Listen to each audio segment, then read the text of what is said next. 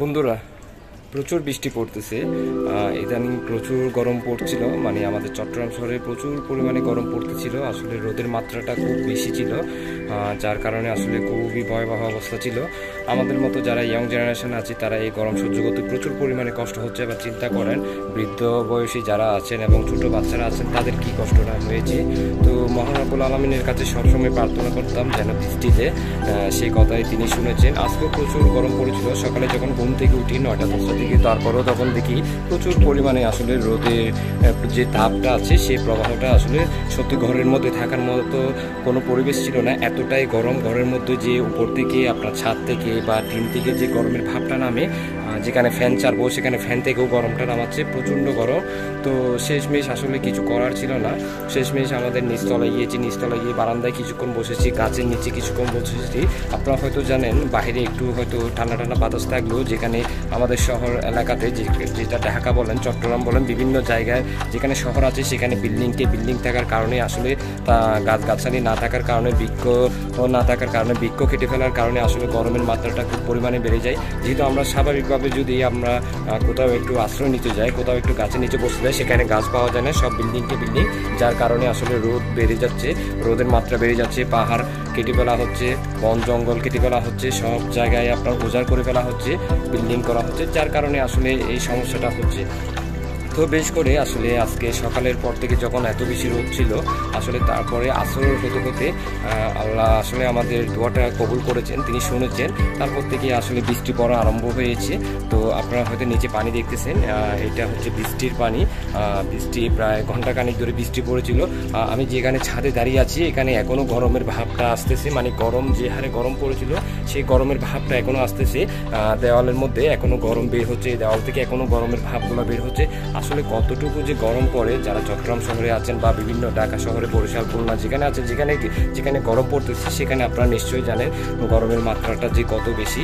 তো এরকম বৃষ্টি পড়াতে আসলে প্রচুর ভালো লাগতেছে। আপনারা দেখতেছেন বৃষ্টির পানি, তবে বৃষ্টির পানিগুলো তো এত বেশি ঠান্ডা না, এটা মিডিয়াম আমরা যেটা হালকা চুলাতে যেটা গরম করি সেরকম গরম পানির মতো, ফোটানো গরম পানির মতো হালকা গরম, হালকা ঠান্ডা, মানে প্রচুর পরিমাণে আসলে গরম পড়েছে আসলে, যার কারণে এই অবস্থা।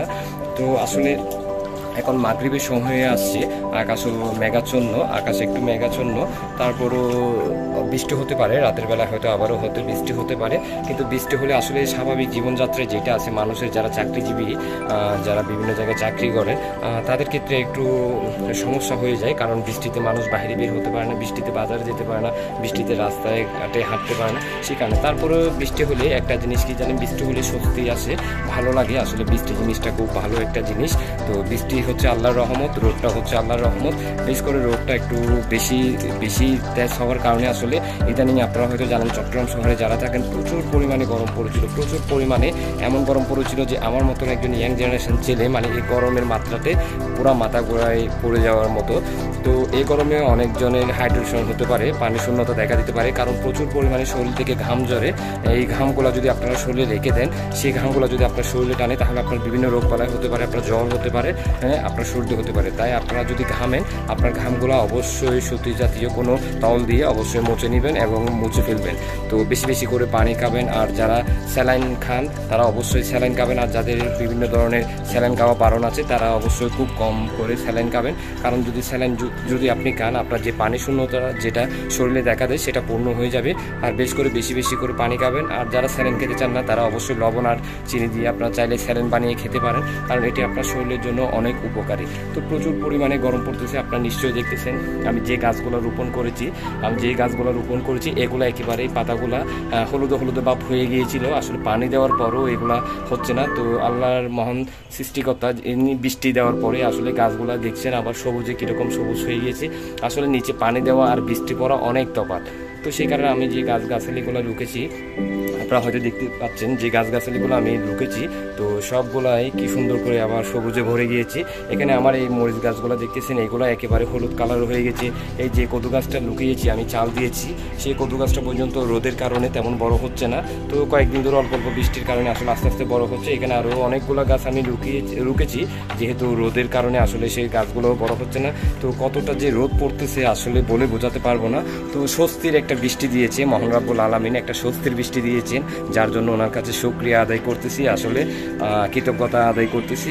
তো অবশ্যই যাদের বেশি রোদ পড়ে, যাদের ঘরে বেশি গরম, আপনাদের যদি ছোট বাচ্চা থাকে আপনারা অবশ্যই যে কোনো একটা ঠান্ডা জায়গায়, যে কোনো একটা নিরাপদ জায়গায় আপনারা গিয়ে ছোট বাচ্চাটিকে রাখবেন, কারণ সে তো আর আমাদের মতো বড় না যে বলতে পারবে না যে গরম লাগতেছে বা খারাপ লাগতেছে, সেটা বলতে পারবো না। আমরা বড়, আমরা হয়তো বুঝতে পারি, জানতে পারি, গরম লাগলে আমরা নিচে যাই বা কোথাও গিয়ে বসি বা ঠান্ডা জায়গায় গিয়ে বেশি।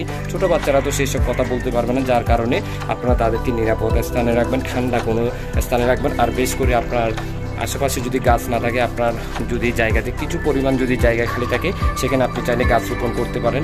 যেমন আমরাও গাছ রোপণ করছি, আমাদের কিছু জায়গা আছে এখানের মধ্যে আপনারা দেখতেছেন বিভিন্ন ধরনের গাছ রোপণ করেছি। তো এখানে অসংখ্য ধরনের গাছ আছে আমরা রোপণ করেছি, আম গাছ থেকে শুরু করে, কাঁঠাল গাছ থেকে শুরু করে, আপনার নারিকেল গাছ, লিচু গাছ, পেয়ারা গাছ, আপনার বড়াই গাছ, অনেক ধরনের গাছ রোপণ করেছি। আপনারা দেখতেই পাচ্ছেন প্রচুর ধরনের এখানে গাছ আছে, অনেকগুলো গাছ আছে। তো আপনারা চাইলে আপনাদের যদি এরকম ছোটোখাটো যদি খালি কোনো জায়গা পড়ে থাকে, আপনারা চাইলে এরকম গাছ রোপণ করতে পারেন। আর বেশ করে আপনারা চাইলে আমার মতো করে এরকম ছাদেও আপনারা চাইলে ছোটো ছোটো গাছ রোপণ করতে পারেন, যেগুলো আপনার মরিচ গাছ আছে, বেগুন গাছ আছে, আপনার বিভিন্ন ধরনের গাছগাছালি আছে, এগুলো চাইলে আপনারা রোপণ করতে পারেন। এরকম কদুর চাং করতে পারেন এরকম। তো আমি নিচে শিম গাছও রুকেছি, এগুলো আস্তে আস্তে বড়ো হচ্ছে। তো কদুর গাছটাও দেখতেছেন কত বড় হচ্ছে।